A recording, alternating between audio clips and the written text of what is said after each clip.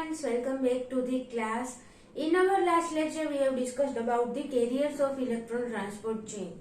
Okay, last lecture માં આપણે બે carrier વિશે discuss કર્યું હતું. First was the NADH and second was the flavoprotein. Okay, NADH જે કાંઈ પણ reaction થતી હોય જેમ કે TCA સાયકલ છે, ગ્લાયકોલાઇસિસ છે, તો એવી બધી રિએક્શન માંથી જે કાંઈ પણ એનર્જી નીકળે છે, જે કાંઈ પણ ઇલેક્ટ્રોન રિલીઝ થશે એ NAD એક્સેપ્ટ કરશે અને NADH નું ફોર્મેશન થાય છે. ઓકે, સો એ ફર્સ્ટ ઇલેક્ટ્રોન કેરિયર તરીકે વર્ક કરશે. નાઉ ये અહીંયા જો NADH નું ફોર્મેશન થશે એ NADH જઈને એના ઇલેક્ટ્રોન્સ ક્યાં ટ્રાન્સફર કરશે? ફ્લેવોપ્રોટીન માં. ઓકે, સો ફ્લેવોપ્રોટીન में ઇલેક્ટ્રોન્સ ટ્રાન્સફર કરશે એન્ડ ફ્લેવોપ્રોટીન ઇલેક્ટ્રોન એક્સેપ્ટ કરશે. સો એ આ બે ઇલેક્ટ્રોન કેરિયર્સ વિશે આપણે લાસ્ટ લેક્ચરમાં ડિસ્કસ કર્યું હતું. Okay, now here in this lecture we are going to discuss about the another electron carrier, that is the quinone. Okay, quinones, these are the one more electron carriers for the ETC, electron transport chain के लिए एक और important electron carrier है. So the most ETC contains either ubiquinone or menaquinone. Okay, quinone ના પણ અલગ અલગ form હોય, અલગ અલગ એના ડેરિવેટિવ્સ હોય. ઓકે, સો બે ટાઈપના ક્વિનોન છે, યુબિક્વિનોન અને મેનાક્વિનોન. બે ટાઈપના ક્વિનોન બધી ઇટીસી સાયકલમાં પ્રેઝન્ટ હોય છે. મોસ્ટ ઇટીસી સાયકલ જે કંઈ પણ હોય એમાં બે ટાઈપમાંથી એકાદું ઇલેક્ટ્રોન કેરિયર પ્રેઝન્ટ હશે. ઓકે, સો બેઝિકલી ક્વિનોન બધી ઇલેક્ટ્રોન ટ્રાન્સફર ચેઇનનો પાર્ટ છે mostly. Okay, now ubiquinone is also known as the CoQ. Okay, coenzyme Q और सिर्फ Q भी लिखा जा सकता है. ठीक है, सो યુબિક્વિનોન ને કોએન્ઝાઇમ Q અથવા તો Q પણ કહી શકાય છે. CoQ તરીકે પણ આપણે શોર્ટમાં લખવું હોય તો લખી શકીએ. Now the coenzyme Q is lipid soluble. Okay, coenzyme Q છે એ લિપિડ સોલ્યુબલ છે. સો આપણી સેલ મેમ્બ્રેન જે છે ઓર બેક્ટેરિયા સેલની સેલ મેમ્બ્રેન હોય શેની બનેલી હોય? લિપિડની. ઓકે, ફોસ્ફોલિપિડ બાયલેયરની. સો લિપિડ સોલ્યુબલ છે એનો મીનિંગ શું થાય કે મેમ્બ્રેનમાં ડિઝોલ્વ થઈ શકશે, મેમ્બ્રેનમાં ઇઝીલી અહીંયા પ્રેઝન્ટ રહી શકે છે. એને કોઈ પણ હાઇડ્રોફિલિક એન્વાયરમેન્ટની રિક્વાયરમેન્ટ નથી. ઓકે, લિપિડ સોલ્યુબલ છે મીન્સ હાઇડ્રોફોબિક હશે ઓર લાઇપોફિલિક પણ કહી શકાય કે લિપિડ સોલ્યુબલ જે કંઈ પણ કમ્પાઉન્ડ છે એને લાઇપોફિલિક કહેવાય. Okay, so coenzyme Q is hydrophobic compound or lipophilic compound, so it can be easily dissolved in the lipid membrane. Okay, so lipid membrane માં easily ત્યાં dissolve form માં રહી શકશે. Dissolves in the hydrocarbon core of the membrane. Okay, hydrocarbon core means જે કંઈ પણ phospholipid છે એનું બનેલું હશે મેઇનલી કાર્બન અને hydrogen molecule. Okay, so it is known as the hydrocarbon core. એમાં ઇઝીલી ડિઝોલ્વ થઈ શકશે આપણું CoQ. ઓકે, કોએન્ઝાઇમ Q કેમ કે લિપિડ સોલ્યુબલ છે, સો લિપિડ મેમ્બ્રેનમાં જેને રહેવાનું છે તો ઇઝીલી ત્યાં રહી શકે છે સોલ્યુબલ ફોર્મમાં. Only electron carrier not bound to the protein. Okay, આ ઇલેક્ટ્રોન કેરિયર્સ જે કંઈ પણ આપણે ડિસ્કસ કરીએ છીએ એમાંથી એક આ યુબિક્વિનોન જ એવું છે કે જે કોઈ પ્રોટીન સાથે એને બાઇન્ડ થવાની જરૂર નથી કેમ કે લિપિડ સોલ્યુબલ છે. ઓકે, સો અગર લિપિડ સોલ્યુબલ નથી તો એને કોઈ પ્રોટીન સાથે બાઇન્ડ થવું પડશે, લિપિડ સોલ્યુબલ ફોર્મમાં કન્વર્ટ થવું પડે, અથવા તો હાઇડ્રોફિલિક એન્વાયરમેન્ટ કંઈક પ્રોટીન પ્રોવાઈડ કરતું હોય એવા પ્રોટીન સાથે બાઇન્ડ થાય અને એ મેમ્બ્રેનમાં રહી શકે. ઓકે, લિપિડ મેમ્બ્રેનમાં એને રહેવાનું છે એટલે. બટ યુબિક્વિનોન છે એ લિપિડ સોલ્યુબલ જ છે, સો એ કોઈ પ્રોટીન સાથે એને બાઇન્ડ થવાની જરૂર નથી, ડાયરેક્ટલી મેમ્બ્રેનમાં present રહી શકે છે. Okay, so it is only one electron carrier which is not bound to the protein. Now the reduced form of quinone is known as the hydroquinone or quinol. Okay, quinone ના બે form હશે, એક oxidised form, એક reduced form. Okay, જેમ NAD+ ના પણ બે form હતા. ફર્સ્ટ NAD+ કે જે કેવું ફોર્મ હતું? Oxidised form. ઓકે, અને એનું રિડ્યુસ્ડ ફોર્મ એટલે NADH2. એવી જ રીતે ક્વિનોનના પણ બે ફોર્મ હશે, જે ઓક્સિડાઇઝ્ડ ફોર્મ હશે એનું નામ શું છે? ક્વિનોન. ઓકે, એન્ડ જે રિડ્યુસ્ડ ફોર્મ છે હાઇડ્રોજન ઇલેક્ટ્રોન એક્સેપ્ટ કરીને એનું રિડ્યુસ્ડ ફોર્મ જે ફોર્મ થશે એનું નામ છે hydroquinone or quinol. Okay, now it accepts the 2 hydrogen atoms. એક ક્વિનોન નું મોલેક્યુલ 2 હાઇડ્રોજન એટમ એક્સેપ્ટ કરે છે. Okay, so at a time એક મોલેક્યુલ 2 ઇલેક્ટ્રોન ને ટ્રાન્સફર કરી શકશે. ઓકે, કેમ કે 2 હાઇડ્રોજન 2 ઇલેક્ટ્રોન સાથે બાઇન્ડ થઈ શકશે એક ટાઈમે એક ક્વિનોન molecule. So it can transfer the 2 electrons at a time. Okay, now this is the reaction for the reduction of quinone. This is the form oxidized quinone. Okay, oxidized quinone નું form છે અહીંયા oxygen molecules present છે બે બાજુ. Okay, અહીંયા જે substitution હશે આ બધી બાજુ ચારે જે બતાવેલા છે અહીંયા શું હશે સબસ્ટિટ્યુશન. ઓકે, અલગ અલગ ગ્રુપ અહીંયા બાઇન્ડ થયેલા હશે. Now this oxidized quinone it will accept the electron plus H plus. H plus ને પ્રોટોન પણ કહેવામાં આવે છે તો આપણને ખબર જ છે બધાને. ઓકે, સો ઇલેક્ટ્રોન અને પ્રોટોન ને એક્સેપ્ટ કરશે એન્ડ ઓક્સિડાઇઝ્ડ ફોર્મ માંથી શું કન્વર્ટ થશે સેમી ક્વિનોલ. ઓકે, ઓર સેમી ક્વિનોલ પણ કહી શકાય કેમ કે એક હાઇડ્રોજન હજુ એને એક્સેપ્ટ કર્યો છે. બરાબર, ક્વિનોલ બનવા માટે એને 2 હાઇડ્રોજનની જરૂર છે. હાઇડ્રોક્વિનોન અથવા તો ક્વિનોલ બનવા માટે ક્વિનોન ને 2 હાઇડ્રોજન મોલેક્યુલ એક્સેપ્ટ કરવાની જરૂર પડશે. ઓકે, સો અહીંયા ખાલી એને એક જ હાઇડ્રોજન એક્સેપ્ટ કર્યો છે હજી તો it is known as the semi quinone. Now it will accept the another H plus or proton plus electron. Okay, so finally hydroquinone નું ફોર્મેશન થશે with 2 hydrogen and 2 electron.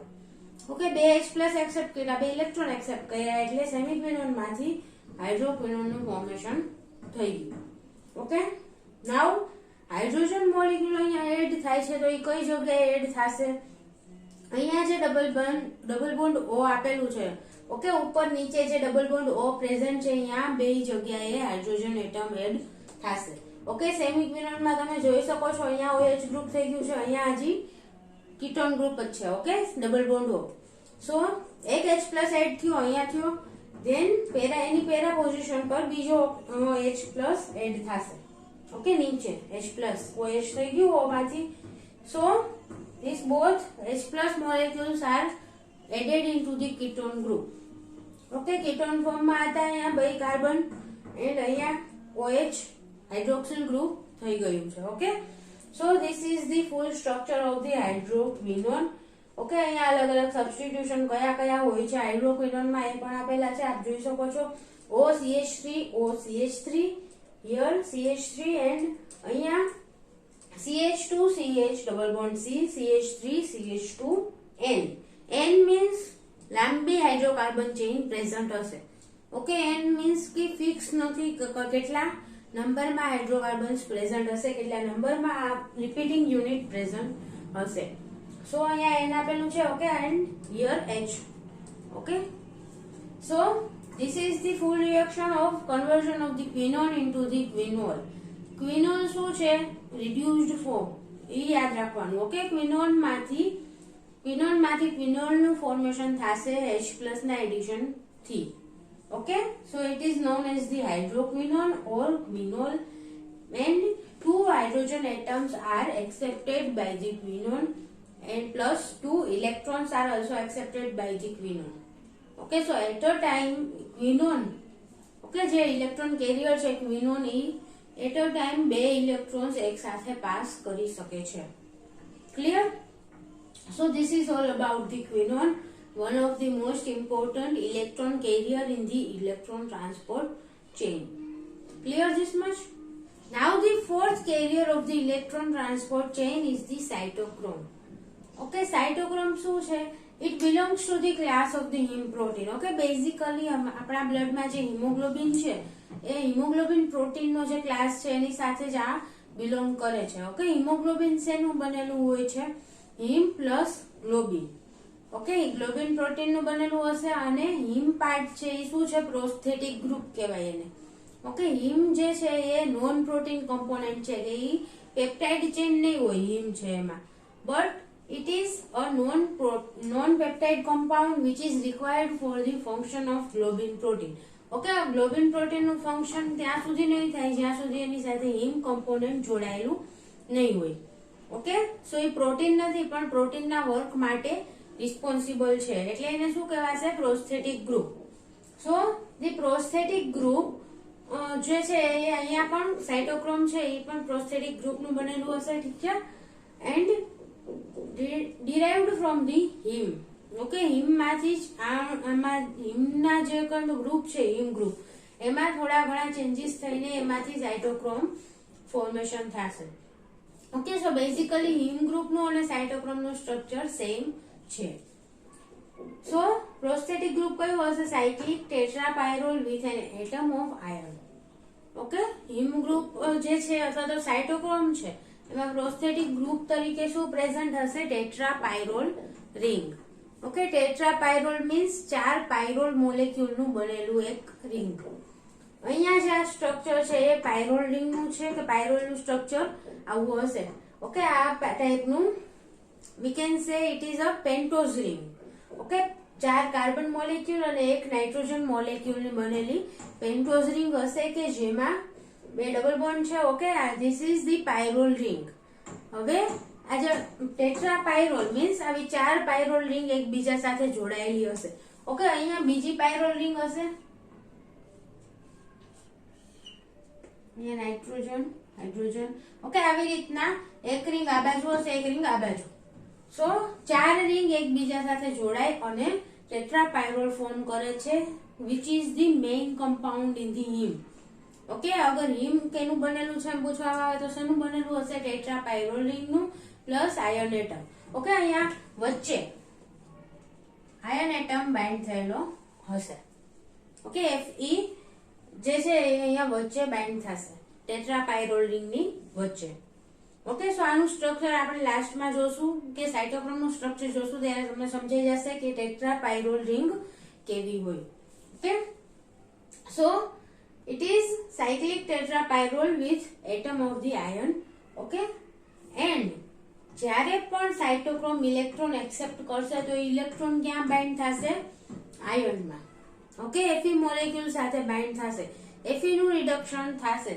So Fe2+ માંથી Fe3+ માંથી electron accept કરશે એટલે Fe2+ માં convert થશે. Okay, આ reversible reduction reaction છે કે આમાં Fe2+ છે ઇલેક્ટ્રોન ડોનેટ કર્યો અને પાછું એમાંથી શેનું ફોર્મેશન થઈ જશે? Fe3+ નું. ઓકે, સો જ્યારે પણ સાઇટોક્રોમ ઇલેક્ટ્રોન એક્સેપ્ટર તરીકે વર્ક કરશે ત્યારે આયર્ન એટમ કયા ફોર્મમાં હશે? Fe3+ ના ફોર્મમાં. ઓકે, ઇલેક્ટ્રોન એક્સેપ્ટર તરીકે વર્ક કરશે, ઇલેક્ટ્રોન એક્સેપ્ટ કરશે એટલે એમાંથી Fe2+ નું ફોર્મેશન થશે. ઓકે, એન્ડ ઇલેક્ટ્રોન ડોનર તરીકે વર્ક કરશે ત્યારે એની સેન્ટરમાં જે આયર્ન મોલેક્યુલ પ્રેઝન્ટ છે એ Fe2+ ના ફોર્મમાં ઓલરેડી પ્રેઝન્ટ હશે.